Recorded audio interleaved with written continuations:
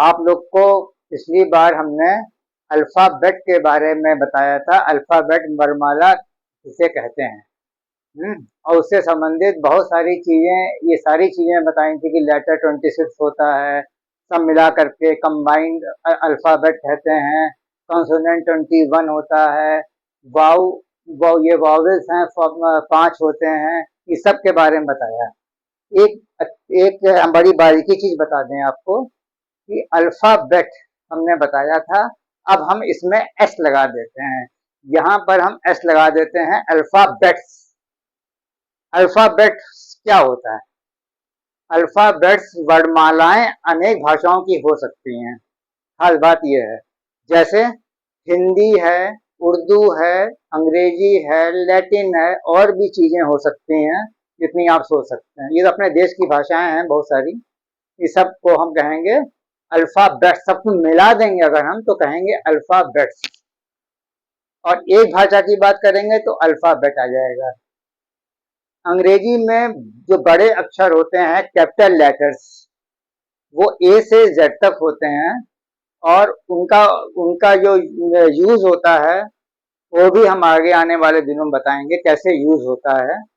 इसी तरह छोटे अक्षर जो होते हैं स्मॉल लेटर्स, ए से जेड तक, वो कैसे, एक देखिए बड़े अक्षर कैसे लिखे जाते हैं और छोटे कैसे लिखे जाते हैं, अलग अलग होता है सब।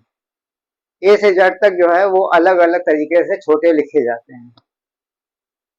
शायद आप लोग को नहीं पता हो कि छोटे अक्षर हैंड स्क्रिप्ट लिखने में काम आते हैं।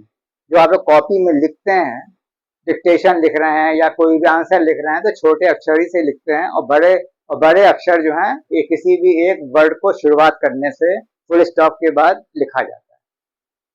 छोटे अक्षर हैंड स्क्रिप्ट लिखने में काम आते हैं, ये आपने बता दिया।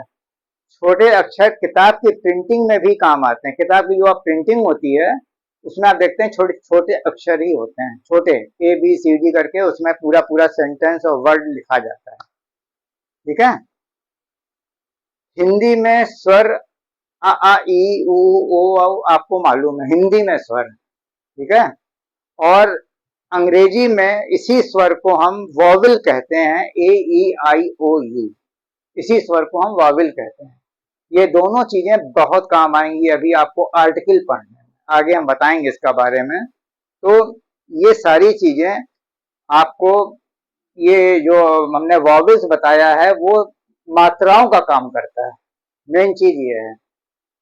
तो आपको नक्शल में क्या बताया हमने कि अल्फाबेट्स एस लगा दिया तो वर्णमालाएं अनेक भाषाओं की हो सकती हैं, हिंदी, उर्दू, अंग्रेजी, लैटिन। ठीक है। और कैपिटल लेटर्स कैसे यूज होता है, स्मॉल लेटर्स कैसे यूज होता है, अभी हमने बताया कि हैंड स्क्रिप्ट और प्रिंटिंग में छोटे छोटे अक्षर काम आते हैं, और बड़े जो लेटर्स होते हैं वो भी काम आते हैं, लेकिन वो आगे आने वाले एक पूरा चैप्टर है उसमें बताएंगे। लेकिन एक संक्षेप में नक्शल में बता दें कि जब कोई सेंटेंस शुरू होता है तो उसमें पहला लेटर जो होता है वो बड़े से लिखा जाता है, कैपिटल से।